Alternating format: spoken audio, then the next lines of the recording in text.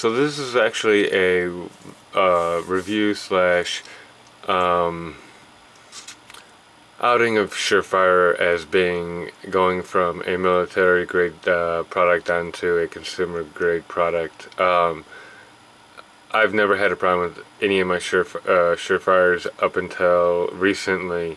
My backup is actually been outperforming, and I've been able to do this slam test to demonstrate the quality of it to people, and it's been holding up very well.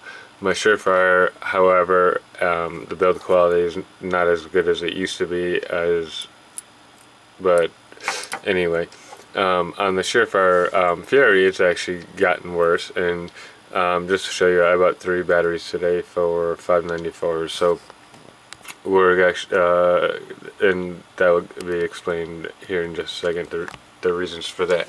Sorry I'm tired, but I need to have these flashes ready to go in the morning, so I have to do this video tonight. So typically a SureFire flashlight, typically a SureFire flashlight is just that, a SureFire. It's ready to go the minute you turn it on, tell it to go. I'll leave that off for the moment. Unfortunately with this, now it's, oh, there it goes. But as you can see, it turned off, and I actually have it at the tightest level, and you can see that it is turning on and off due to strikes. And there's actually a reason for that, and people are going to think, oh, it's in the tail cap, and it's not. It's actually, let me get this apart, and give me a second. I need to get a secondary light source. You can actually see what I'm talking about. But the reason what that is because when your batteries get to a lower voltage, still operate in operating power condition. I don't have my voltmeter here. The more resistance you have between them and their contact, the harder it is for the power to go through. Let's see if we can zoom in and then bring the light in. Maybe, maybe not. We'll find out the hard way.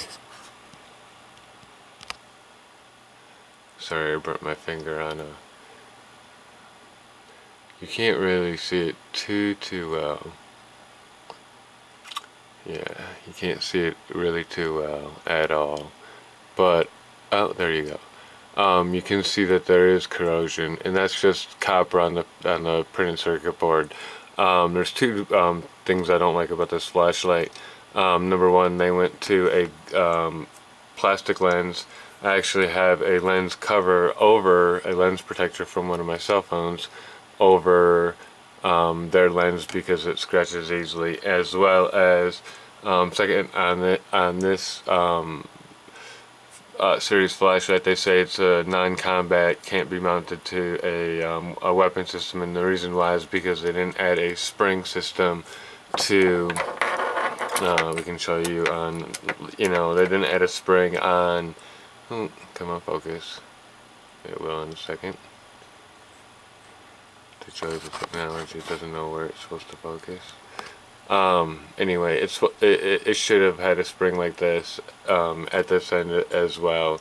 Maybe not as big, obviously, because it's a smaller contact, but something to absorb the shock of a recoil. So basically, they could have copper plated this, which would have cost really nothing, and it wouldn't be corroding, whereas how it is now being sorry, not copper, gold. I'm tired, I'm ready for bed. They could have coated it in gold. However, they chose to leave it in the copper, which will corrode. So as your batteries get weaker, you're going to run into your flashlight not working. So again, this is not going to be a primary flashlight for me. Just for these simple reasons, it's going to be a secondary, searchlight or something along those lines, just to show you again that it should We'll see if it dies again.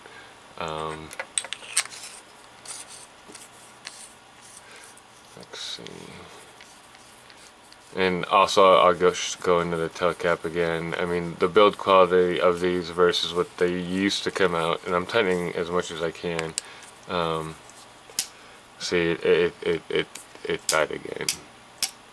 And SureFire should be able to take this kind of impact. So,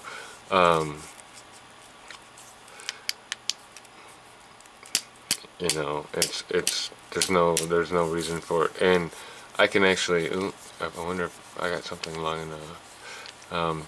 Well, actually, to prove that it is, in fact, I should thought about that right before the video. 2 SureFire batteries, is that the length of a cigarette? Yes, it is. So I can actually clean the contact with the cigarette, just barely. So that might not actually work. But I want to show you that it is actually the contact. It's still dirty, but I'll show you again. Actually, the tail cap video is explained in the other video, so I don't need to show you the build quality on that. And you can actually see, so I just cleaned it a little bit, and now I have full and minimum brightness, and all I did there was change, or not change, it was clean the contact. So kudos to SureFire for skipping out on a what should have been a quality flashlight. Also, another thing people complain about is runtime on their batteries. Also, I'm going to show you, since this one had no batteries in it because I had to buy 3.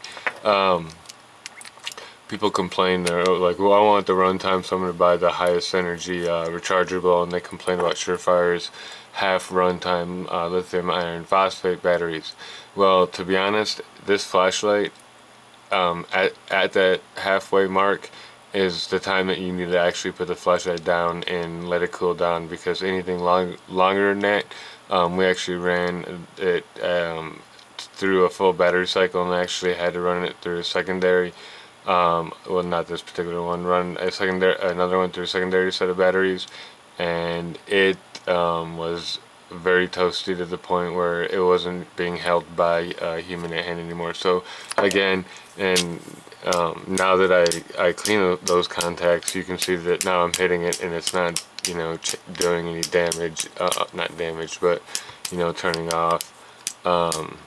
So it is a design flaw in their flashlight. The other thing I'm gonna demonstrate is people are really upset. Oops, that's really bright. Go down, but and I don't think it's gonna really show. But you can tell a little bit that this one's got a greener tint. The Furry's got a greener tint than the E1B backup, to the point that it is actually green. That is good and bad in a lot of situations. In an outdoor field environment, the green outlines, it lights up, you know, all the foliage, and so that way if something that's not supposed to be there, you know, is there, it'll stand out better. However, in a tactical situation, as blinding as it is, it's too green for me. I would personally like to still have a green tint, but not as green of a tint. So their color bending is off a little bit there, but overall it's a nice flashlight design. The lack of the tail cap, sorry again, I'm tired, is a complete bomb on their part. I'm going to be honestly looking at some secondary and third and other flashlight vendors now that I'm experiencing these issues with SureFire. This flashlight, I actually have slammed to the ground to promote how strong SureFire is, and it's been a beautiful flashlight. However, this one has been dropped just once, and that was actually from a low position, and that was accidental. Long before this, the dirty contact issue was arising, and I don't see the quality in it versus what it should be, especially versus the price and what you're paying for. Thank God they have a lifetime warranty, because they're gonna be eating it up. And one other thing I would recommend is, when you buy new batteries on for your Furry, is put a dab of a spark plug dielectric grease that, on the tip of the battery. Slam it, not slam it, but drop it down in there, pull it back out, wipe off the excess off the battery, and then put it back in. That will aid in the prevention of the corrosion. But just do know that every so often you're going to have to stick down a pencil eraser and clean it out. And that's actually going to be considered field maintenance. That's something you should be doing every, to be honest, every 30 days, just to make sure that you're not going to go to use your flashlight in a tactical or non civilian situation and be screwed because the manufacturer wanted to chintz out on it. So that's that video. Sorry it was a little harsh, but I'm tired, and for what I expect out of this company, I did not. It just was. It was not a joyous experience. It was actually tactically disadvantaging. Thank you.